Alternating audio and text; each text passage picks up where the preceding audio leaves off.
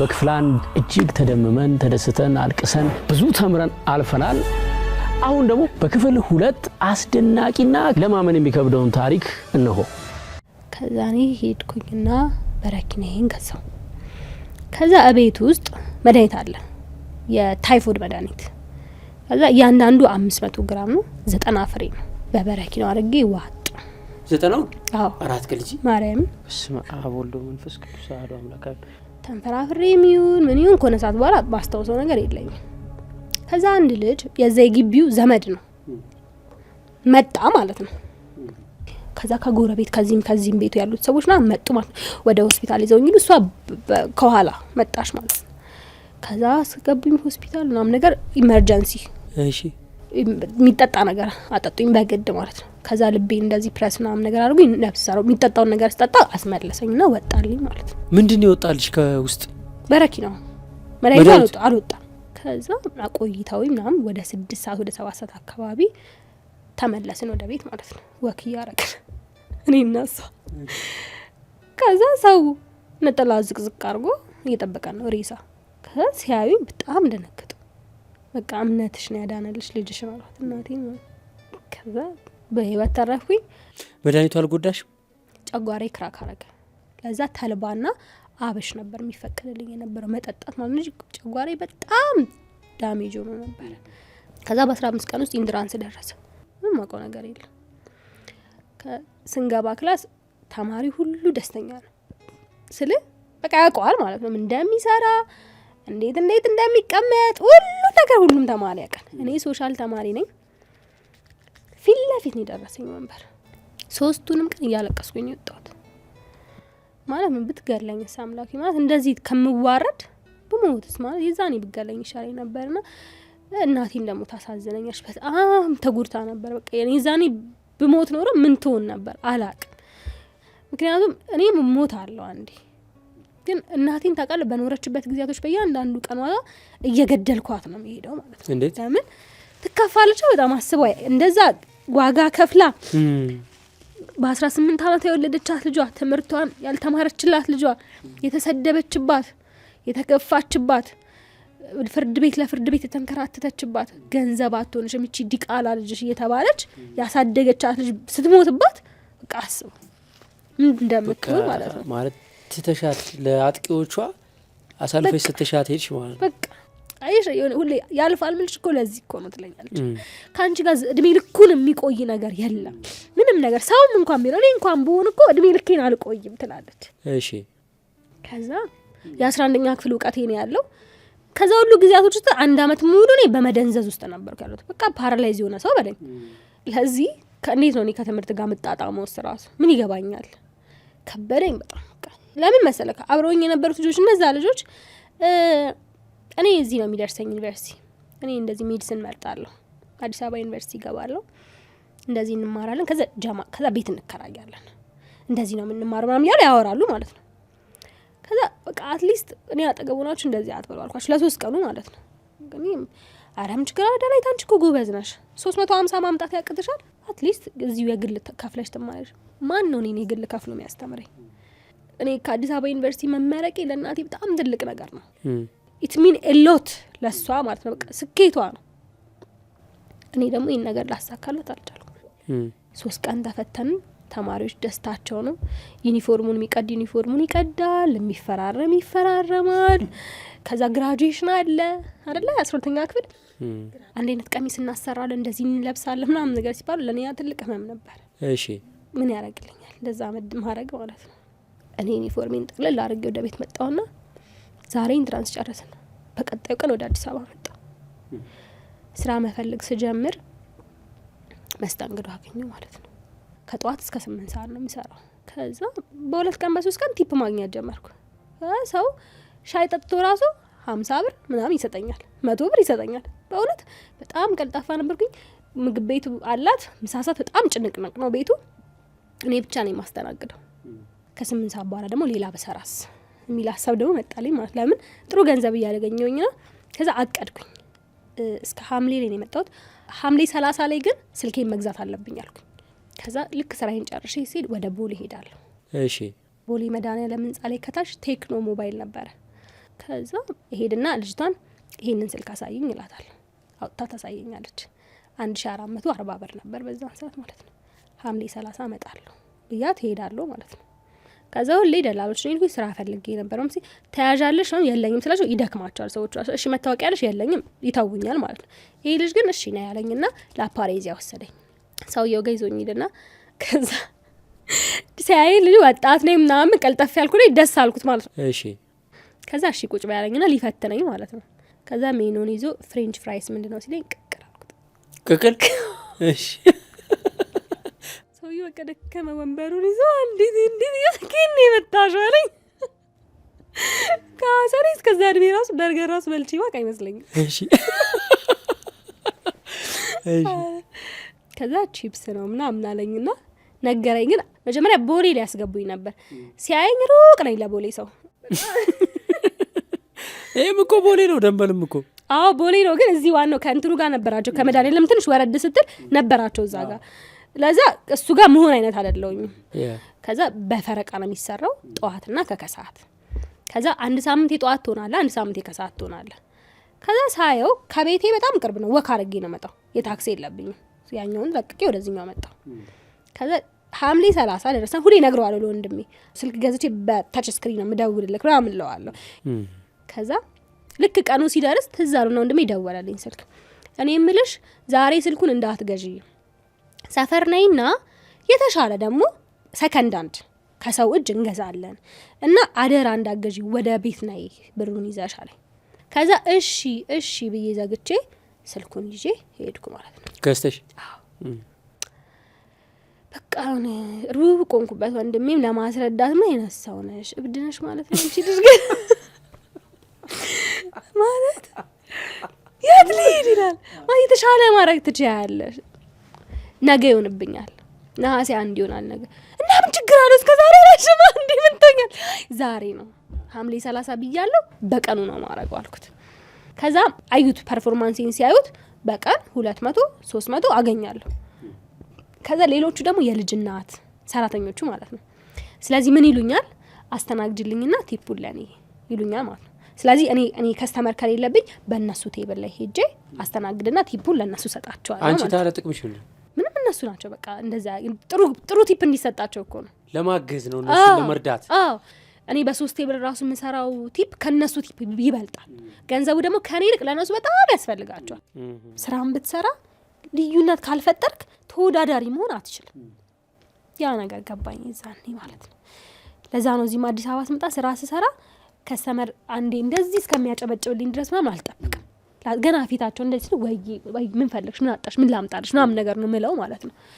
ለዚህ ልዩነት ካልፈጠርክ አትወዳደርም። እንዴት ብሎ ለእኔ ቲፕ ይሰጠኛል ታዲያ? ለምን ቲፕ ያደርገኛል እኔ ደህና ሰርቪስ ካልሰጠሁት ማለት ነው። ለዛ ያ ነገር ገብቶኛል። ከዛ ታሪኬን እነግራቸዋለሁ። በቃ ቤተሰቡን ከሰዓት የጠዋት ፈረቃ እንሆናለን ምናምን። ባለቤቱ ጋር ከስተመር እየደወለ በጣም ደስ የምትል ልጅ ናት። ከስተመር ሰርቪሷ በጣም ደስ ይላል። 100 ብር ቲፕ ይሰጠኛል አንድ ሰው። ሻይ ጠጥቶ እንዳልኩ 50 ብር ይሰጠኛል።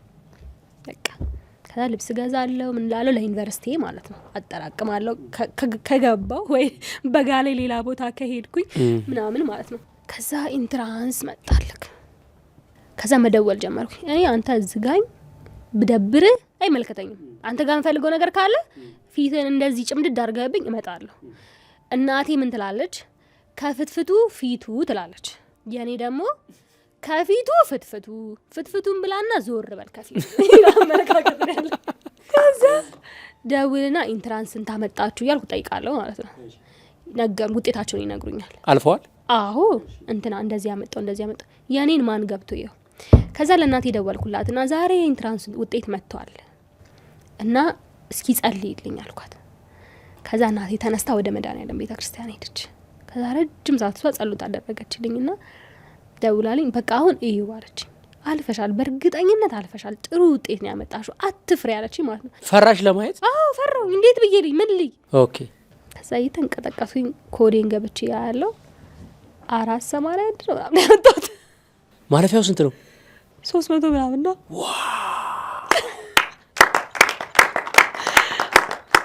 እግዚአብሔር ይመስገን። በእናትሽ በጣም ደስ ይላል። እሺ። አላመንኩም። ከዛ እኔ ደውዬላቸው አልነበር ለጓደኞች ዛኔ በጣም ሳለቅስ አልነበር 3ቱን ቀን እያለቀስኩ አይደል የወጣሁት ደወሉልኝ ማለት ነው ስንት አመጣሽ ኢንትራንስ አለኝ እንደዚህ ነው ያመጣሁት ብዬ ውጤቴን ነገርኳቸው አበዱ ከሁሉም ከፍተኛ ውጤት ነው ያመጣሁት አበዱ ማለት ነው ለእናትሽ ነገርሻት? አዎ ለእናቴ ነገርኳት እሷ ምስጋናዋን አቀረበች ደስ አላት ነግሬሽ ነበር እኮ አየሽ ምናምን ነገራት ከዛ በየሰፈሩ እየሄደች ልጄ እኮ ኢንትራንስ ውጤት አለፈችልኝ እንደዚህ እኮ አመጣሽ ምናምን ነገር ስላት ዋናው መግባቱ አይደለም መውጣቱ ነው እንጂ ማግባቱ ያ ቤታ አልቅበት ከዛ መስከረም ደረሰ ስራዬን እዚህ ጨረስኩኝ ምደባ ምናምን ሲመጣ ትንሽ ጊዜ ደግሞ ከቤተሰቦቼ ጋር አሳልፍ ክረምት ከቤተሰብ ጋር ቃል አሳለፍኩ ስራ ላይ ነኝ ከዛ መስከረም ምናምን ወር ላይ ወደ መሀል አካባቢ ምደባ ወጣ አሁንም እንደለመድኩት እየደወልኩ ጠይቃለሁ ከዛ እኔ በጣም የምወደው ልጅ ሀረማያ ያደረሰው ጎንደር ባህር ዳር መቀሌ እንጂባራ ምናምን የሚባል ዩኒቨርሲቲ ደረሳቸው ማለት ነው ሁሉ እዛ በቃ ማለት ለእኔ ትልቅ ከተማ አዲስ አበባ ናት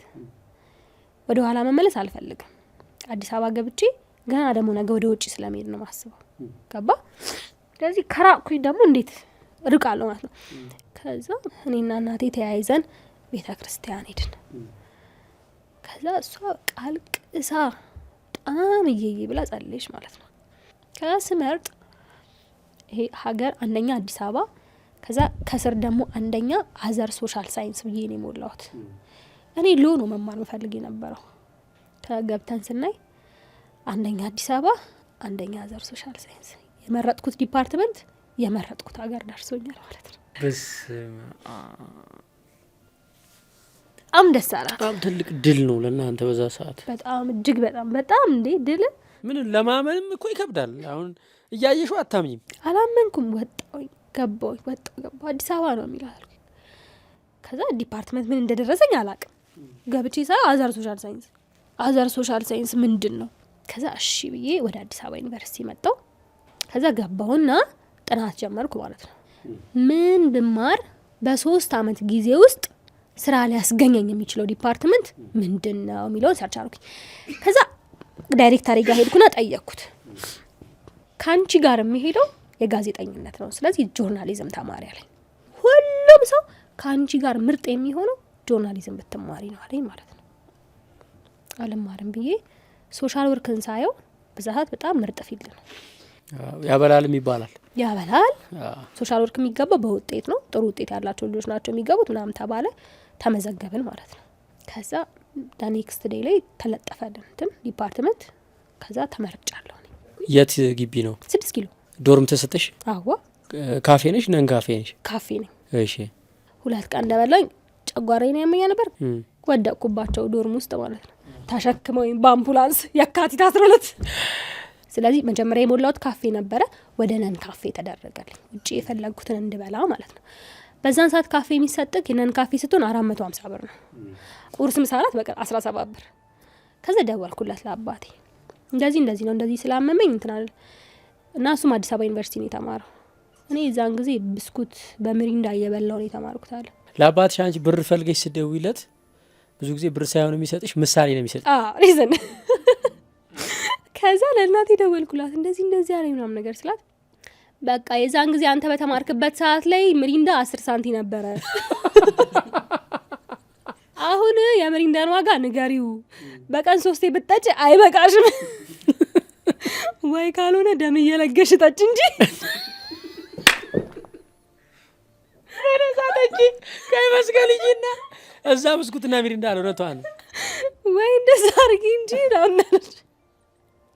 አይሽ የሆነ ሰዓት ባይዞ ላይፍ ላይ የምንሰራቸው ስህተቶች ዋጋ ያስከፍሉናል ያኔ ያ መድኃኒት በቃ አንቺ በስሜት አይነት ያረግሽው ነገር አሁን እዚህ ጋር መጥቶ ዋጋ ሊያስከፍልሽ በጣም እሺ እዛ አልቻልኩም በቃ ከዛ እሱም ለ1 አመት ብሎ 5000 ብር ላከል እሺ ግን ምንድነው መሰለህ ዩኒቨርሲቲ ያለ በወር 10000 ብር ቢላክል አይበቃ ራቡ ደግሞ በጋራም ነው አይደል ጓደኞች ጋር አብራችሁ ስትወጡ አብራችሁ ትበላላችሁና ከዛ ግቢ መጀመሪያ እንደገባ ያደረኩት ነገር ሪፕሬዘንታቲቭ ሲኮን ሃንዶት ምናምን ኮፒ አታረግም ከኮፒ ቤት ይሰጣል ፈጥኜ የሆንኩት ነገር ቢኖር ሪፕ ነው በቃ ከአንዷት በነፃ ሆነልኝ ማለት ነው።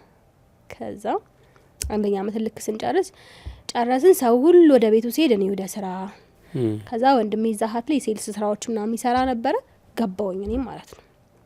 ከዛ ብሬ ባዛር ሄዳለሁ በየሀገሩ ላይክ እንትን ያለበት ቦታ ማለት ነው። ባዛር የሄደበት ቦታ ብቻ እየሄድኩኝ በአንድ ዙር ባዛር 2 ሀገር ምናምን ሄጄ ይመለሳለሁ። ሰርቼ ሴልስ አርጌ ሸጬ ምናምን ብዙ ነገር ለ1 አመት ነገር ነው የምገዛው። ለምሳሌ ለሴት የሚያስፈልግ ጸጉርህን ልትሰራ ትችላለህ፣ ሞዴስ ያስፈልግሃል፣ ቅባት ያስፈልግሃል፣ ጫማ ያስፈልግሃል፣ ልብስ ያስፈልግሃል። ዩኒፎርም አይደለም የምትለብሰው። ስለዚህ ያንን ነገር ካልኩሌት አድርጌ እኔ ለ1 አመት የምትበቃኝን አስቀምጣለሁ ማለት ነው። ከዛ 2ኛ አመት እዛው ገባሁኝ። ኦኬ ለ6 ወር እንዲሆነኝ ብዬ 3000 ብር ነው 4000 ብር ከፈልኩኝ የምግቤን ማለት ነው። ከዛ ዶርም ያሉት ልጆች ወረዲ አንቺ ከፈልሽው ስላለ አንድ ላይ እንብላና ከዛ ሲያልቅ ደግሞ የኛን እንከፍላለን አሉኝ ማለት ነው። እኔ አባና ሰው የተራብኩ ሰው ነኝ ለራሴ።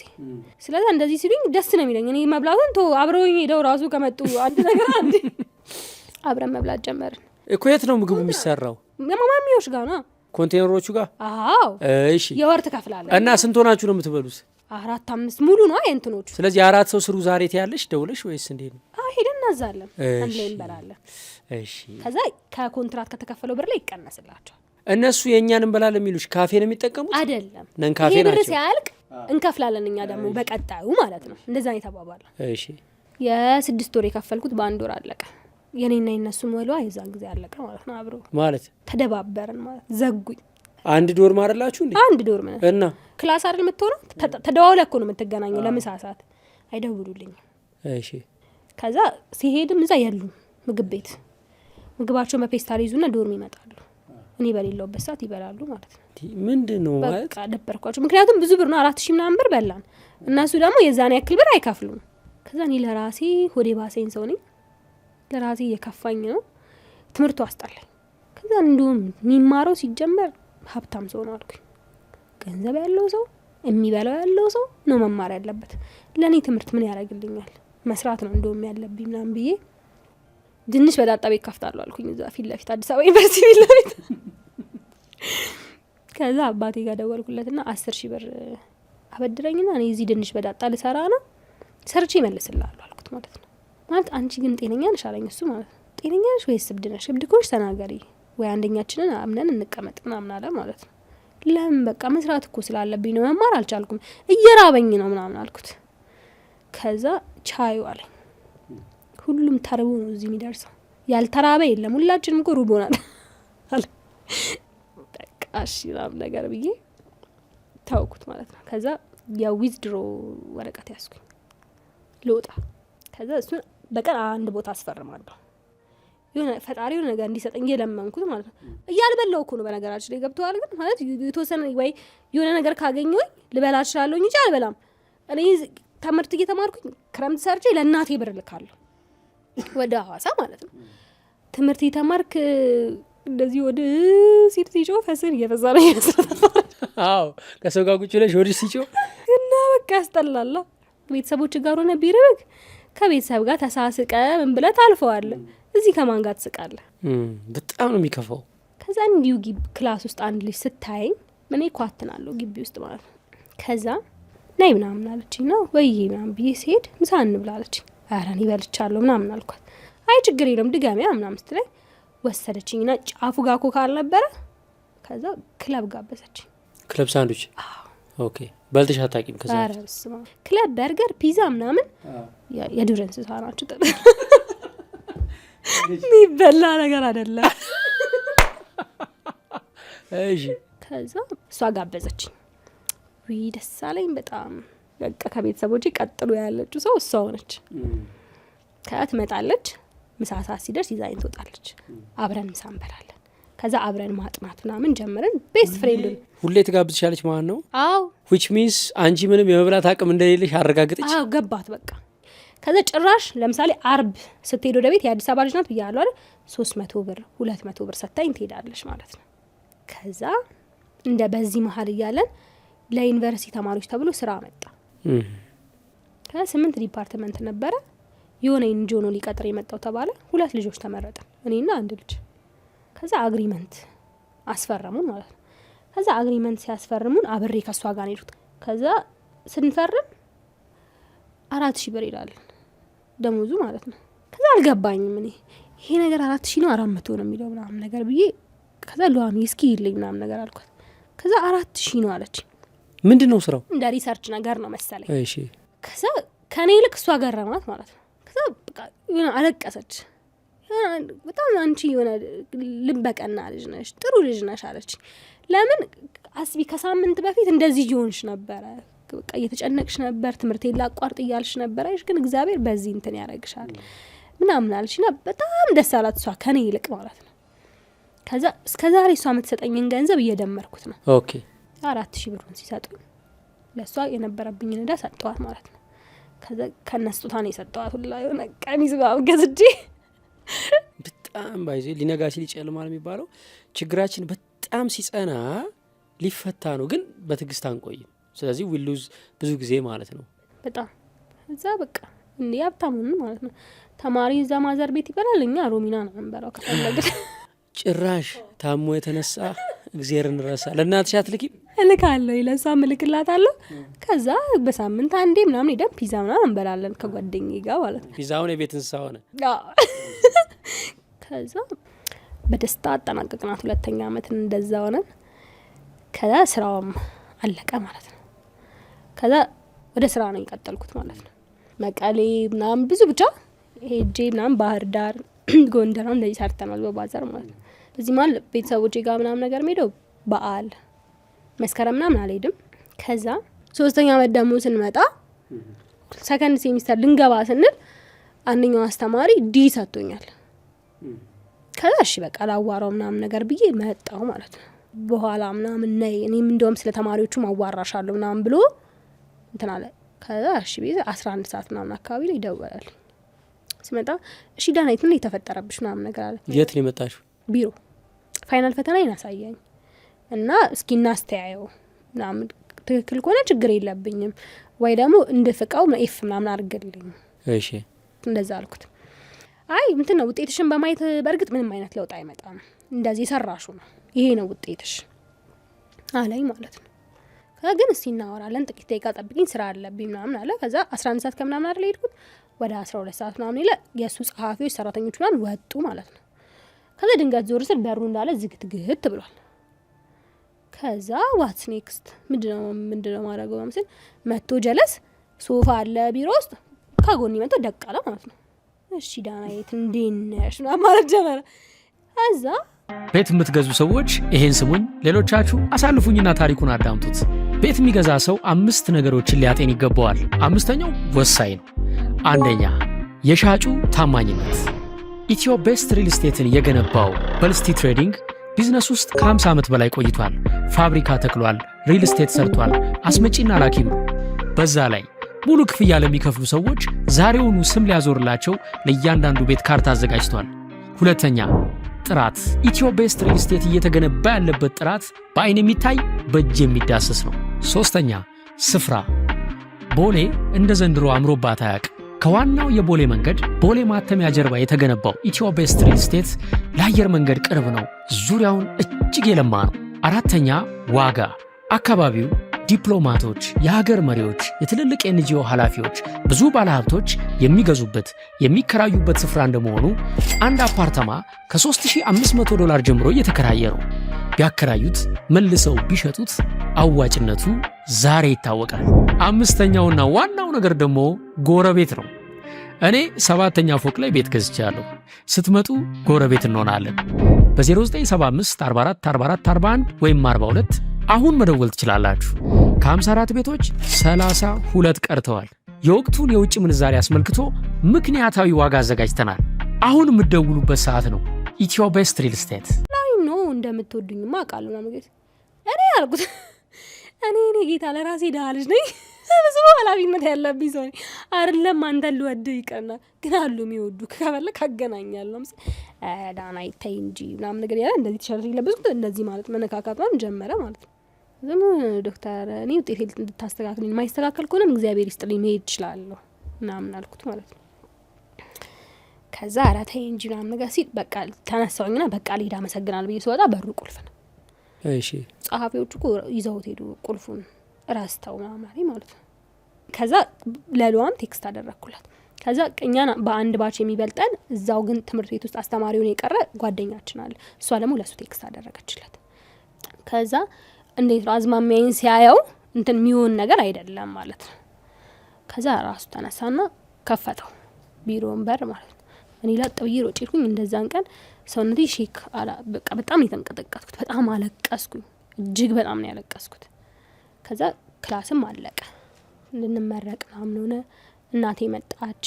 ስንት አመትሽ የተመረቅሽው? 3-4 ምናምን። በማድረግ ተመረቅሽላት ማለት ነው? አዎ። እሺ። ከዛ ልታስመርቀኝ ስትመጣ ብቻዋን ነው የመጣችው። አብዛኛው ሰው ድግስ ተዘጋጅቶለታል ምናምን፣ ነገር ግን እኔን ያስመረቁኝ የሏን ቤተሰቦች ናቸው። እንትናችን እንደለበስ እናቴን እንጂ ወደዛ ቤት ነው የሄድኩት። የተመረቅ ነው በነገራችን ላይ የዛን ሰዓት ጓደኛዬ መቀሌ ልጅ ናት። መቀሌ ተዘግቶ ነበር። እኔም እሷን ብር ነበረን ግን አይደለም። ከዛ ግን ብራችን አለቀ። የመመረቂያ ቀሚስ የሚገዛልን ሰው አልነበረ። ከዛ መምህራችን ስታየን ያለንበት ሁኔታ ገብቷታል። በቃ ዝም ብዬ ስለምወዳችሁ ቀሚስ ልግዛላችሁ አለችን ማለት ነው። እሺ አልናት ሁለታችን ማለት ነው። ከቀሚስም የገዛችልን ጫማም የገዛችልን እሷ ናት። የሆነ አንዳንድ ጊዜ ፊታችን እንኳን ሲጠቁርባት አይታ እስኪ ኑ ልጋብዛችሁ ነው ምሳ እስኪ አብረን እንብላ ምናምን ትለናለች። እና በቃ መምህራችን አልነበረችም፣ እሷ እንደ እናታችን ነበረች። በጣም ምርጥ ሴት ናት። ዶክተር መቤት ትባላለች። እና በጣም ነው ማመሰግናት ሁሌ ማለት ነው። ከዛ ምርቃት አለፈ። ልክ ከተመረክ በኋላ እንደገና ሌላ ህይወት ነው። ያው አካባቢ ሰው ደግሞ አሁን ደግሞ ዋናው መመረቅ አይደለም ስራ ማግኘት ነው ይላል። እንግዲህ እኔ አልተመለስኩኝ። እሺ። ከዛ ስራ እስከምፈልግበት ሰዓት ድረስ እንዲመቸኝ ለመውጣት ምናምን ወንድሜ ጋር ሆንኩኝና ስራ ፍለጋ ጀመርኩ ማለት ነው። እሺ። ከዛ ለምሳሌ አሁን ሪሰርች ይሰራል ግቢው ማለት ነው። ከባለፈው አመት ስንት ተማሪ ስራ አገኘ ምናምን ተብሎ ይደወላል። ኦልሞስት 80% የሚሆኑ ስራ አላገኙ፣ ቤት ነው ያሉት። ከዛ ለትምህርት ቤቱ ቅርብ ስለነበረን ያንን ኢንፎርሜሽን እንሰማለን። ስትረስ ውስጥ ገባን እኔና ለዋም ማለት ነው። በጣም ተጨነቅን። ከዛ አንድ ቀን ግዴታ በተማርኩት መሆን አይጠበቅበትም ብዬ 4 ኪሎ መጣሁ። ማስታወቂያ ነበርኩ። እንዴት ነው መሰለክ፣ ከዚህ በፊት እኮ ስራ ሰርቻለሁ፣ መስተንግዶ ሰርቻለሁ፣ ጣውላም ቤትም በለው ምንም ሰርቻለሁ። ስትመረቅ ግን የሆነ ፕሮፌሽናል ነገር ትፈልጋለህ። ትክክል። ሄጄ ሳነብ የ0 አመት የስራ ልምድ ይላል። ከዛ ሳየው ኬጂ መምህርነት ነው። ደስ አለኝ ማለት ነው። ሄድኩ። ከዛ ኢንተርቪው በእንግሊዘኛ ነው። ከዛ 50 የሚሆኑ ሰዎች ቁጭ ብለዋል። አሁንም ጠይቃቸዋለሁ፣ ስንት ጊዜ ሰርተሻል? ስንት አመት የስራ ልምድ አለሽ? 5 አመት፣ 4 አመት፣ 3 አመት ምናምን ይላሉ። ደሞዙ 6000 ብር ነው። ተስፋ የለኝም ብዬ ከዛ የሚፈለገው 2 ሰው ነው። ከዛ ገባው ኢንተርቪው ያደረኩኝ። ከዛ ከሁለት ቀን በኋላ ደወሉልኝ፣ ኢንተርቪው አልፈሻል ና ያሉኝ። እሺ። ከዛ አግሪመንት ፈረምኩኝ። እግዚአብሔር የተመስገን ብዬ አመስግኜ ገባው ማለት ነው። እዛ ከዛ ምሳቀኝ ያስኩ ነው የምሄደው። ወንድሜ ጋር ነው የምኖረው። ከዛ እሱ ጋር የምግብ ትራንስፖርት ምናምን አልቸገረም እና ወር ከምናምን ቀን ከሰራውኝ እዛ ማለት ነው። ከዛ አንድ ጓደኛዬ የሴልስ ስራ አለ፣ ዌብሳይት ሴልስ ነው። ደሞዝ አይከፍሉም። በወር 2 ዌብሳይት መሸጥ ግዴታ አለብሽ። 2 ስትሸጪ 4500 ብር አለሽ። ከዛ በላይ ስትሸጪ ደግሞ 1500 እየጨመረ ይሄዳል አለች። ከዛ ደግሞ ምሳ አለው አለች ማለት ነው። እንዴት ደስ እንዳለኝ። ከዛ ችግር ነው ቢዛ በቃ ደስ አለኝ። ምሳ አለ ምናምን ነገር ሲባል በዛት በጣም ነው ደስ ያለኝ። ከዛ ኢንተርቪው አለፍኩኝ። ጠሩኝ፣ ገብተሻል ብለው። ከዛ ገባው ማለት ነው። የንግድ ፍቃድ ያወጡ ሰዎች ሊስት ነው የሚሰጥክ። ከዛ ያንን ሊስት ይዛ መደወል ነው። ከዛ አንዳንድ ሰው ክትክት ብሎ ይስቅባል። ዌብሳይት ኧረ እኔ ባጃጅ ነው ያለኝ ይላል።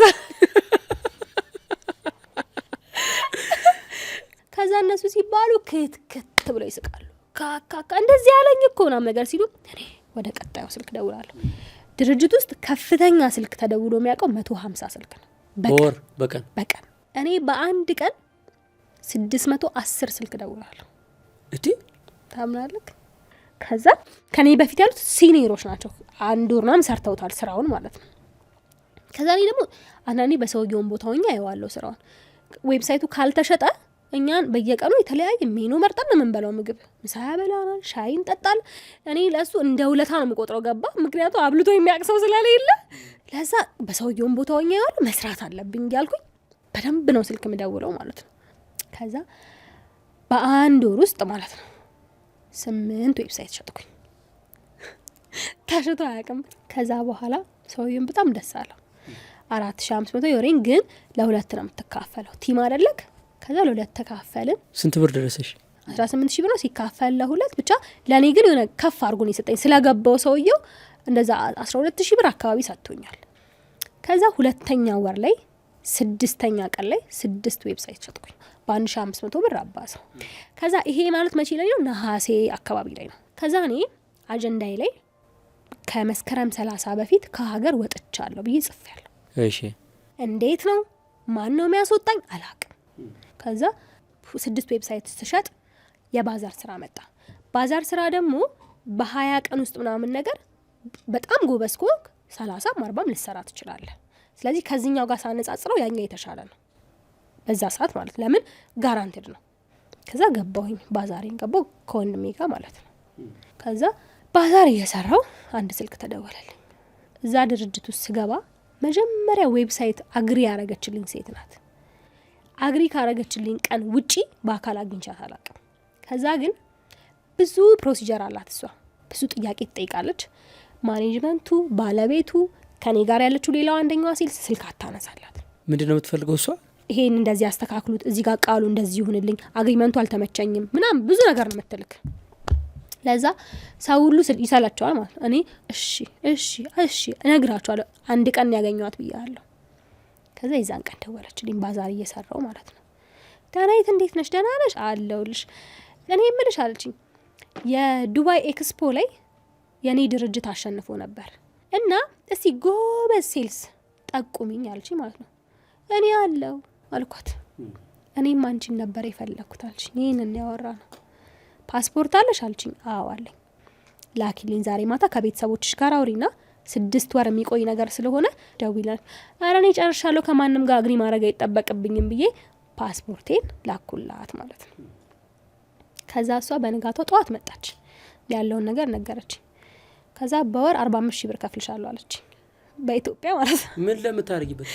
ሴልስ ለማረግበት እዛ ለምሸጠው ቡና ልትሸጪ ዱባይ ላይ? አዎ። ከዛ እኔ ከመስከረም 30 በፊት ከሀገር ወጥቻለሁ ብዬ ጽፌ ያለ ነበር። መስከረም 22 ዱባይ ገባን ማለት ነው። አሁን እኔ በዛት ዱባይ ምናምን ነገር ይገርመኛል። ሰው አሁን አንተ ውጭ ሀገር ሄጄ መጣሁ ምናምን ካልከኝ ታምር ነው ለኔ።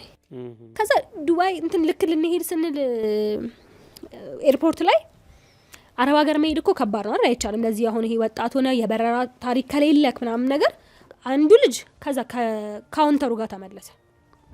ከዛ አንዷ ከኢሚግሬሽን ተመለሰች። ሁሉም ልጆች ተመለሱ። እኔና እሷ ብቻ ነው ሄድነው። ከዛ እኔም እንኳን አይቻልም ምናምን ነገር ሲለኝ የትምህርት ቤት መታወቂያና ሳይቼ እኔ 18 ዓመት ያለፈኝ ልጅ ነኝ ብዬ ነው ያለፍኩት ማለት ነው። ከዛ ስንሄድ እኔ ቡና ማፍላት አይደለም ስራዬ ምንድን ነው? ሴልስ ማድረግ ነው። ልሸጥ ነው ሄድኩት። ልጆቹ ተመልሰውባታል። እዛም ቡና የሚጠጣው ሰው ሲመጣ ወይ እንዴት ናችሁ እያልኩ እያሳኩ ምን እያልኩኝ ቡናችንን አቀምሳለሁ ማለት ነው። በነፃ ነው ቡና የሚጠጡት። ከዛ ቡና የጠጣ ሰው በሙሉ ደግሞ ሳይገዛ አላስወጣም። ከዛ እንደዛ እያደረግን 1 ሳምንት ቆየን። ከፍተኛ ሽያጭ መሸጥ ነበር። በጣም ከባድ ነው በነገራችን ላይ ውጪ ላይ መስራት ማለት ነው። ለምሳሌ ሽያጭ አይደለ? ከዛ ቦታው ደግሞ የጉብኝት ቦታ አይደለ? እረፍት የለውም። ለዚህ በቀን 5 ሰዓት 4 ሰዓት ነው የምንተኛው። ልጆቹ በጣም ይደክማቸዋል፣ ሌሎቹ ልጆች ማለት ነው። አንዳንድ ጊዜ ቡናዋን እያፈለሽ ሊያንቀላፋት ይችላል። በጣም አድካሚ ነው። 12 ሰዓት ሙሉ ደግሞ ቀጥ ብለን ነው። እኔ ደግሞ እንደዛ ሲሆን እንትን አለልም። ይሄ ከብዶኛል እንደዚሁኛል አለልም። አንደኛ ሴትዮ አይለችም፣ አደራ ሰጥታን ሄደችው። ስለዚህ ይሄ እንዴት ነው በመሀል ገብተው እየተቀያየሩ ልጆቹ ገብተው ሲተኙ ምናምን እኔ አልተኛም። ግን እንደ አሽቃባጭ ነው መቆጠር የነበረው። እኔ በጣም አለቅላቂ ሰው አለ አይደለም ና አይነት ልወለድ ይሄንን እኮ 6 ወሩ ካለቀ በኋላ እኮ ዞር ብላ እሷ አታይሽም ምን እንደዚህ ያረግሻል ና ይሉኛል። ሁላ ደብድበውኛል። ቤት ዘግተው ማታ መብራት አጥፍተው በዚህ ባይገመድ ማን እንደመታሽ እንዳታቂ ነው መብራት ያጠፉት። ቤታችሁ ነው? ቤታችን። አንዷ ልጅ ኮቪድ ተያዘች። እሺ። ከዛ ፓቪሊዮናችን እንትን ረፍት ይውጡ በቃ ተባለ። ማለት አይቻልማ ሰው መጥቶ አይጎበኝም። እኔ በዚህ መሀል አሳስቦኛል። ገባ እንዲህ ስራችንን ጥለን በቃ እኔ ጤነኛ ነኝ ሂጂ እኔ ስራ የለ ስራ ምናምን ነገር ስል ምን ታሽቃብጫለሽ ምናምን ነገር ብላ ከዚህ እንደዚህ ነበረ። ከ6 ወሩ እያለቀ መጣ ማለት ነው። እናንተም ስራውን እየለመዳችሁት መጣችሁ? እኛም እየለመድ ነው በጣም ምናምን ነገር እንደውም በቃ በጊዜ ምናምን ከገባክ ይደብራል እንዴ ዛሬ ምናምን ትላለህ። ከዛ ያኔ እዛ ስሰራ መጀመሪያ ላይ የነበሩ ሰዎች ቢዝነስ ካርዳቸውን የሚሰጡኝ ምናምን ነገር አልነበሩ። ልክ ሊያልቅ ሲል አንድ ሰው መጣ ማለት ነው። ኤምሬትስ ኤርላይንስ መግባት ትፈልጊያለሽ አለኝ። አዎ አልኩት በደስታ። እንዴት አልፈልግም። እዛ ኢንተርቪው ነው ምናምን ነገር ተባልኩኝ። ኢንተርቪው ሄድኩኝ። ከዛ አለፍኩኝ ኢንተርቪው። በምን ዘርፍ? ከስተመር ሰርቪስ። ከዛ ፕሮሲጀሩን ነገሩኝ ማለት ነው። ኢመራቲ ስትሆን በወር 24,000 ድርሃም ይከፈላል። በሳምንት 3 ቀን ትሰራለህ። ከዛ ይሄ ከአውሮፓ ምናምን የመጣክ ሰው ስትሆን ደግሞ በሳምንት 5 ቀን ትሰራለህ። በወር 12,000 ድርሃም ይከፈላል። አፍሪካዊ ስትሆን በሳምንት 6 ቀን ትሰራለህ። 6,000 ድርሃም ይከፈላል። እሺ ኧረ እባክሽ አልኳት። እንዴ ለምን እኔ ሰው አይደለሁም እንዴ አልኳት። ቢያንስ እሺ እኔ በሳምንት 6 ቀን ልስራ፣ ግን ከኢመራቲዎቹ እኩል 24,000 ክፈሉኝ አልኳት ማለት ነው። አስታቃት ልጅ ማለት ነው። ብድግ ቁጭ ያለች ወንበሯ እየተሽከረከረች ምናምን ነገር ይሳቀል። በህይወቴ እንደዚህ የረቀልደኛ ሰው አጋጥሞኝ አያውቅም ብላ ማንሽ ከኔ የመጣሽው አለችኝ። ከኢትዮጵያ አልኳት። ጭራሽ አለች የኢትዮጵያ ፓስፖርት ይዘሽ እንደዚህ ታወሪ አታፍሪ ምናምን አለች ማለት ነው።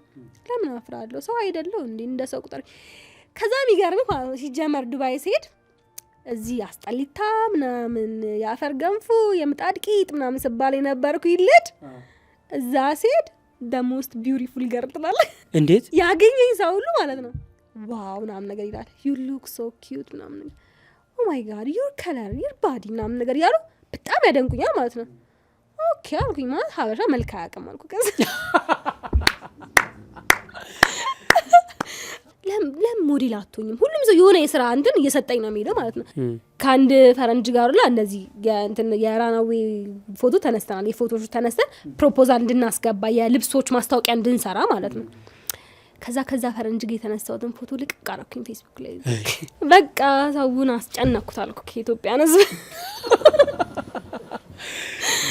ጌታን። ከዛ በቃ ሰው ሲጀመር ያንቺ ልጅ ጀግና ናት እኮ ምናምን ያስታውቃል፣ አካሄዷ ጉበዝ ነች፣ አሁን በቃ አንድ ፈረንጅ አግብታ ታሳልፍልሽ ምናምን አለ ያገሬ ዝዋን።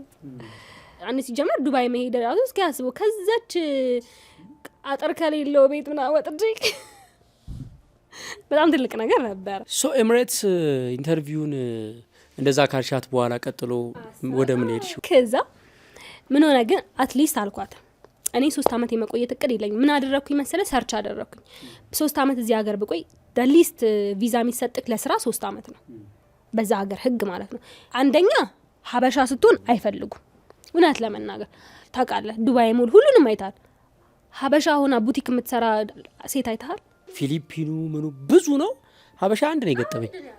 እርግጥ ጥናት አላረግንም፣ ግን ብዙ ነው ማለት ይቻላል። በጣም ጥቂት ሀበሾቹ ያሉት የት ነው? እዛ ዊምፒ ፍሪጅ መራር። ለምንድን ነው መሰለህ እኔ ስጠይቃት ለምሳሌ አለችኝ። ለምሳሌ የሆነ ሙሉ ውስጥ ገብተሽ ስልክ እየነካካች አንድ ሴት ካየሻት ሀበሻ ናት አለች። ከዛ እኔ በቀጥል በቃት እኔ ዱባይን ለማየት እኔ ዱባይ የሚሄድ ሰው አንዳንድ ጊዜ መንግስተ ሰማያት መግባት የሚችል ሰው ሁላ ይመስለኝ ነበር፣ እዚህ በነበረኝ ፐርሰፕሽን ማለት ነው። ማለት የሆነ ኮኔክሽን ያለው ይመስለኛል። እንደዛ ነው በቃ። ውጭ ሀገር የሚሄድ ሰውና ስጋ ወጥ የሚበላ ሰው በቃ አንድ ነው ገባ ጊዜና ምልክ።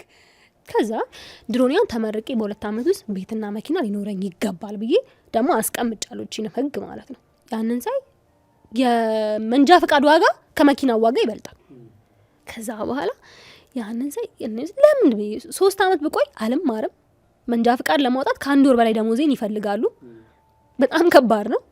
ምን ሰራለሁ እዚህ አልኩኝ። ከዛ ተመልሼ ሄድኩኝና ኤምሬትስ ኤርላይንስ የ1 አመት ቪዛ ስጡኝ አልኳቸው። 1 አመት ልስራ ነው? 1 አመት ልስራ። ከዚህ በላይ አልሰራም። ሲጀመር የ1 አመት ቪዛ አይሰራም ለአንተ። 3 አመት አልሰራም ነው በቃ የኔ ጥያቄ። እንዴት መሰለ ኢትዮጵያዊ ሲመጣ ፓቪሊዮናችን ራሱ ስንት አመት ሰራሽ እዚህ ሀገር? 10 አመት ይለዋል። ምን አለሽ ኢትዮጵያ? ምንም የለኝ። ሰላምና ፍቅር ካለ በቂ ነው ትባላለህ ማለት ልክ ነው። ሌላ ውጭ ሀገር መኖርክ ነው። ዱባይ ስትሄድ እኔም ቀላ ብዬ ነበረ። ትቀላለህ ቢሽ ዳሮና ፎቶ ፖስት ታደርጋለህ። ፕሪዲክት እያደረክ ነው የምትኖረው ማለት ነው። ለሰዎቹ ፕሪቴንድ እያደረክ ነው እንጂ በቃ እንደዚህ ነኝ ምናምን እያልክ ትኖራለህ እንጂ በባዶ ኪስ ነው በቃ ያለው። ለምን ይቆያል ሰው ስልክ? ማንም ሰው ወደ ሀገሩ መመለስ አይጠላም። ማን ይጠላል? ከቤተሰቦቹ ጋር መኖር፣ ጎረቤት አፍርቶ በሀገሩ ቋንቋ እያወራ እናቴ ምን ትላለች? በአማርኛ ወርቼ በአማርኛ ስቅ ያልኖርም እንዴ ትላለች እናቴና። ማን ይጠላል ይሄንን ሀገርክ ላይ ማለት ነው። ታዲያ ሰው ለምን 30-40 ዓመት ይቆያል በሰው ሀገር? ምን ይዤ ልምጣ እያለ እኮ። ቀጥሎ ምን ወደ ምን ስቴፕ ሄድሽ ታዲያ? ወደ ኢትዮጵያ መመለስ። ከስንት ወር በኋላ ተመለሽ ማለት? ከ7 ወር በኋላ 1 ወር ጨመርሽ። ከዛ ወዴት ገባሽ? ተመልሼ የመጣውና ወደ ቱርክ ሄዳለሁ አልኩኝ። ቱርክ ሄጄ በቱርክ ጀርመን ምናምን ገባለሁ ብዬ ከዛ እኔ የመጣሁት ወደ ፋሲካ አካባቢ ነው። 3 ወር እንደዚህ ሰራሁኝ። ከዛ ጳጉሜ ላይ ስልጠና ነበር። ከዛ ስልጠናው ስለ ይቅርታ ነው። ባንታኔ ቂም ቢዝ ስንት ኪሎ ነህ ካንተ? 64 ኪሎ መሸከም ማለት ነው። አሁን ለምሳሌ እኔ በ5 ሰው ቂም ካለብኝ 5ቱ 50 ኪሎ ቢሆኑ 250 ኪሎ ተሸክሞ እንደመሄድ ማለት ነው። ስለዚህ ትርፋማ አትሆንም፣ ውጤታማ አትሆንም። ራስን መጎተት ነው። 2 እርምጃ ወደፊት 1 እርምጃ ወደ ኋላ፣ ወይ በቃ እየተንጓተትክ ነው የምትኖረው ማለት ነው። ፍሬን ይዞ እንደ መንዳት ማለት ነው በቃ። ከዛ ይሄንን ስልጠና ሲሰጠኝ ኦኬ አልኩኝ። ለካ እኔም የተቀየምኳቸው ሰዎች ነበሩ። ከዛ እነዛን ሁሉ ሰዎች ከምወደው ልጅ ጨምሮ ይቅርታ ብዬ ቴክስት አደረግኩ ማለት ነው። እስከዚህ ጊዜ ድረስ አናወራም ነበር። ሰላማዊ ሰው ሆንኩኝ ማለት ነው። ከዛ ማወራው ሰው እሺ ይለኛል። ከዛ ለከ ኮኔክት ያደርጋል። ገባ ከኢነርጂ እና በጣም ዲፍረንት የሆነ ነገር ነው። ስለዚህ ቂም ካስክ፣ በሰው ካዘንክ፣ ከተቀየምክ ምናምን በቃ አይነቃነቅል መገባት አይችልም። ህይወትክ ራሱ በጣም ጨለማ ይሆንብሃል ማለት ነው። ከዛ ከሱ ጋር እንደዚህ ነበር ይቅርታ ምናምን ነገር ሲል ማውራት ጀመርን። የድሮ ፍቅር ያለው ጓደኛሽ ነው? አዎ እዛ ፍቅር ያዘኝ ማለት ነው። ከዛ እሱ ደግሞ ናቹራል ነበር የነበረው። ተመርቆ የመጣበት ሰዓት ነው። ከዛ 10ኛ ክፍል እያለ ምን ል ነበር መሰለክ? ለምሳሌ እናንተ 5 ዓመት ትማራላችሁ፣ እኔ 3 ዓመት ተምሬ ቤት ተከራይቼ በ2 ዓመቱ ስራ ሰርቼ እንደዚህ ሆኜ አስቀጥራቸዋለሁ ስራ ምናምን እያልኩ አወራ ነበር። የዛን ሰዓት በጣም የሚደብራቸው ወሬ እኮ ይሄ እኮ ወሬ ነው። ለካ ልጁ በዚህ ተቀይሞኛል ያኔ እንደዚህ ያልኩት ማለት ነው። ከዛ ልክ 3 ወር 50 ሺህ ብር አቅጃ አልነበረ? የዛን ወር ላይ አሳካሁት። ኤግዛክትሊ 50 ሺህ ብር ሰራሁኝ በአንድ ወር። ከዛ ወንድሜ ቤት ነበር የምኖረው። ወጥቼ ቤት ተከራየሁ። ቤት ተከራይቼ ፍራሽ ምናምን ገዝቼ አልጋ ቁም ሳጥና ማርጌ እንደዚህ መኖር ጀመር። ያለው ማምሬ ፎቶ መላላክ ምናምን ጀመርን ማለት ነው። ከዛ እሱ ስራ አልነበረም፣ ከወንድሙ ጋር ነበር የሚሰራ የነበረው። ከቤተሰብ ጋር የምትሰራው ስራ አለ አይደለ? አይ በቃ የራስ ስራ ይሻልሃልና ና አብረን እንሰራለን አልኩት። ከዛ መጣ፣ አብረን መስራት ጀመርን ማለት ነው። ከዛ በደንብ እያወራን ምናምን ነገር ስንመጣ ወደ ፍቅር ግንኙነት ተቀየረ ማለት ነው። ሪል ኮኔክት አደረግን። ከዛ በኋላ እሺ በዚህ አመት መኪና መግዛት አለብን ምናምን ብለን አቀድን። ከዛ ድርጅቱ ደግሞ በአጋጣሚ የብድር አገልግሎት አመቻቸልን። ከዛ ወዲያውን ያደረኩት ምንድነው እናቴን አስወጣዋት ከስራ አረፍ እንድትል ማለት ነው። ከዛ የራሳችንን መኪና ገዛ ማለት ነው፣ በብድሩ ተመቻችቶልን። ከዛ በኋላ አብረን ለመኖር ምናምን ነገር ሀሳብ እንደዚህ ያደረግን፣ አብረን መኖር ጀመርን ማለት ነው። ቤተሰብ አሳውቃችሁ የሚደረገው ነገር ተደርጎ ነው? ሰርግ አልደገስንም፣ ቤተሰብ ግን አሳውቀናል። መኪና ደግሞ ገዙ ሲባል አሁንም እናደርጋለን። እግዚአብሔር ይመስገን። የሆነ ሰዓት ላይ ከ22 ስቴዲየም የሚሄድበትን የ5 ብር ታክሲ አጥቼ በእግሬ ሄድኩበት ሰዓት ነበረ። ያንን 3 ወር ስሰራ እንዴት ነው ምሳ መብላት ሳልችል ሰዎች ሲበሉ በቃ ብሉ እኔ በኋላ እመጣለሁ ብዬ ስራዬን የሰራውበት ሰዓት ነበረ። ለዛ ለኔ መኪና መግዛት አይደለም በቤት መኪና መሄድ በራሱ ትልቅ ነገር ነው። እኔ ተጭኜን የመጣሁት በታታ አዲስ አበባ ስመጣ አይደለ? ትክክል። ሄጃ አላቅም በቤት መኪና ገቢና ተቀምጬ አላቅም። ማን ያስቀምጠኛል? ገባ? ለኔ በጣም ትልቅ ነገር ነው። እዛ መኪና ገዛ እግዚአብሔር ይመስገን ብዬ ፖስት አረኩ ማለት ነው። ከዛ ሰው ሁሉ ሀብታም ነው የምትመስለው። ባይዞ እኔ በጣም የምትገርመኝ ትራንዚሽን ነች እቺ ማለት ደሃም ስትሆኚ ሌላም ጊዜ ተናግሬዋለሁ። በጣም ከደረጃሽ በታች ደሃ አድርጎ ነው የሚሰልብሽ ሰው ማለት ነው። በጣም ትንሽ ደግሞ በሚታይ ነገር እንደዚያ መኪና ሊሆን ይችላል የሆነ ነገር ለውጥ ስታሳይ ደግሞ ከሚገባው በላይ ሀብታም አድርጎ ደሃ የሚያደርግ ጥያቄ ይጠይቅሻል። ማርያም ለትከና እናቴ ጌ ይደወላል። ምክንያቱም እነሱ ሰክሰስ ስቶሪን እያዩ ነው የመጡት። ገባ ዱባይ የነበረች ልጅ አልፈልግም ከፈረንጅ ጋር ፈረንጁን የገዛላት የሚባል ይችላል። ብዙ ነገር አለ።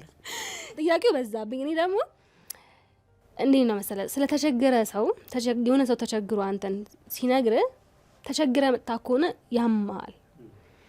እኔ ያው ለምሳሌ ዛሬ ቤት ውስጥ ምን በለው የለንም ተብሎ ቴክስት እየተደረገልኝ በምን አቅም ይቋቋማለሁ? ረሃብን አውቀዋለሁ እስከ ጥግ። እንደኛ ቤት እናቴ እንደው ምን ትላለች መሰለህ እግዚአብሔር ይመስገን ሆዳችን እንኳን ከጀርባችን አልሆነ ትላለች። ከጀርባ ቢሆን ገፍትሮ ነበር የሚጥለን ትላለች። እና ረሃቡ እዚህ ጋር ቢሆን የሚገፈትር አይመስልም? እዚህ ስለሆነ ቢያንስ ትችለዋለህ። ገባ እንደዛ ትላለች። እና ይህንን ህመም አውቀዋለሁ። ረሃበኝ የተባልኩኝ አልችልም። እኔ አዲስ አበባ እንደምጣው እናት እንኳን እየለመነች ምን እያለች ካየሁኝ ያለኝን ሰጥቼ እያለቀስኩኝ ነው የሚሄደው። ይከብደኛል። ለምን መቸገርን ስለማውቀው ማለት ነው። ከባዱ ነገር ካልሰራክ ራስን ለማሳደግ ካልሞከርክ መቸገር ሁሌም አለ። መቀየር የሚችል ነገር አይደለም። አዲስ ስራ ለመጀመር ወሰናችሁ? ምን አይነት ስራ ጀመራችሁ? ቆይ ስራ ከመጀመራችን በፊት እኮ የመኪና ክፍያ አለብኝ በየወሩ። እዚህ ጋር እናቴ አለች፣ ወንድሜ አለ፣ የራሴ የቤት ኪራይ አለብኝ። አይምሮክ ደግሞ የሚገርም በጣም ሲጨናነቅ ክሬቲቭ መሆን አችልም። ከዛ በዚህ መሀል ነው ወጌሻ የመጣው። ከአንደኛ እስከ 3ኛ ዙር ቆይ ያልኩኝ ፈልግ ነበር መማር። ምክንያቱም እና የመጨረሻ ዙር ነው ሲባል አሁንማ መማር አለብኝ አልኩት ለባሌም ማለት ነው። አሁን ይሄ ዙር ካለፈኝ እኔ መሞት ነው ይመስለኝ ነው አልኩት። ከዛ እያመጣው መማር ትሬኒንግ መውሰድ አሁን እንደ አዲስ ደግሞ እንደገና የሆነ አላ አፕዴት ለማድረግ ከዛ ይሄ የመኪና ጉዳይ ምን ጉዳይ ረሳው ተውኩት ማለት ነው። ቆይ መጀመሪያ ራሴ ከዛ የመንፈሳዊነት ጸሎት ማድረግ መማር መጸለይ ቤተክርስቲያን መሄድ በይበልጥ በደንብ ኮኔክት እንዳደርግና ምን ብዬ መጸለይ እንዳለብኝ እንኳን እኔ ጸሎት መጸለይ ያለብኝ ጉዳይ ሲኖር ለእናቴ ነበር ፎርዋርድ ማድረግላት ራሴ መጸለይ ምናምን ነገር ጀመርኩ ማለት ነው። ከዛ ዩቲዩብ ለመጀመር መጀመሪያ ቲክቶክ ጀምሩ አልክ። በደንብ ሶሻል ሚዲያ ላይ ኢንጌጅመንታችሁ ይጨምራል ቲክቶክ ቶሎ ቫይራል ስለሚሆን ማለት ነው ሲባል ለምን እኔ እናንተ ቲክቶክ አንጀምርም አልኩት። የመጀመሪያ ቪዲዮአችን በሚሊዮን ታየ። ኦኬ አለን ማለት ነው። ከዛ ኮንሲስተንሲ የሚባል ነገር አለ። እኔ ኮሚትመንት ችግር የለብኝ። ጠዋት እነሳለሁ፣ ጠዋት ቪዲዮአችንን እንቀርጻለን፣ በየቀኑ ፖስት እናደርጋለን ማለት ነው። ከዛ አሁን 154,000 ፎሎወር አለን። በ5 ወር ውስጥ ማለት ነው። የሚገርም ነው። ካፕል ኮንተንት እየሰራን ከዛ በኋላ ይሄን ፓወሩን በደንብ አየሁት ሶሻል ሚዲያ ነው ቶሎ በፍጥነት ቫይራል እየሆነ ምናምን ነገር ሲመጣ ከዛ ድብን አድርገን ፕሮፖዛላችንን ሬዚዩሜ ምናምን እያዘጋጀን ለየድርጅቶች መበተን ጀመርን ማለት ነው። ሶሻል ሚዲያችን ማኔጅ እናድርግ ዞር እግራችን እስከሚቀጥን ድረስ ማለት ነው።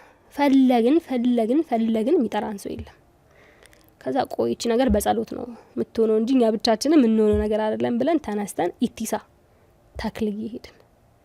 ከዛ ዘይደን ተጠምቀን አልቅሰን ሁለታችንም አይናችን በርበሬ መስሎ በቃ እንወጣዋለን ይሄን ነገር ብለን ማለት ነው። ልክ እሁድ ተመልሰን ሰኞ ተደወለልን ማለት ነው። የመጀመሪያ ስራችንን 250,000 ብር አግሪ ያደረግን የአመት ማለት ነው። ከዛ ድርጅቶች እንደዛ ማኔጅ ማድረግ ጀመርን። አሁን ወደ ድርጅት ማሳደግ አለብን ተባልና ቢሮ ተከራየን። ካንተ በጣም የተማርኩት ነገር ምንድነው ሁሉ ጊዜ አንድን ስራ በዛ ስራ ላይ ትልቅ ደረጃ መድረስ ከፈለጋችሁ ያገኛችሁትን ገንዘብ ስራው ላይ ኢንቨስት አድርጉ አይደለ? ከዛ ቢዝነሱ ምን እያደረገ ይመጣል እያደገ ይመጣል ማለት ነው። ያንን አደረግን።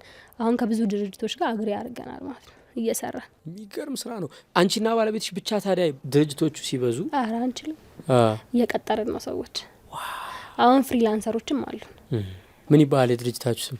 ዳኪያ ሳቢ ሶሉሽን ይባላል። ለሌሎች የስራ እድል መፍጠር መቻል ኢትስ አ ቢግ ዲል አይደል? ከስራ ፈላጊነት የስ ወደ ስራ ቀጣሪነት። ህልምሽ ምንድነው? አሁን ከዚህ በኋላ ትልቁ ቢግ ድሪም ምንድነው? እኔ እንግዲህ ዓለም አቀፋዊ የሆነች ተጽዕኖ ፈጣሪ ሴት ነው መሆን የምፈልገው። ምክንያቱም ሴትነት በራሱ በጣም ከባድ ነው። ስፔሻሊ ደግሞ በደንብ አድርጌ መስራት የምፈልገው ከ16 እስከ 20 ዓመት ያሉ ወጣት ሴቶች ላይ ስለ ፍቅር ግንኙነት ማማከር ነው የምፈልገው። ባይዘዌ ድርጅታችሁ ላይ ምናልባት አገልግሎት ማግኘት ቢፈልጉ ሰዎች በምን አድራሻ ነው የሚያገኟችሁ? 0928 79 93 21 በጣም አሪፍ ነገር ነው። እንግዲህ ሶሻል ሚዲያቸው ማኔጅ እንዲደረግላቸው የሚፈልጉ አካላት ይደውላሉ ብዬ አምናለሁ። ዳናይት፣ በመጨረሻ አሁን የእናትሽ ስሜት ምንድን ነው? እናቴ በጣም ደስ ይላታል፣ ትኮራለች። በቃ ከዚህ በኋላ በሞትም ራሱ ምንም በቃ አይቆጨኝም ትለኛለች። ዋው! የተወደዳችሁ ዳኪያ ሳቪ ሶሉሽንን ለማግኘት እዚህ ስር ባለው ስልክ እየደወላችሁ የዳናይት ቤተሰብ እንድትሆኑ ጋብዛችኋለሁ።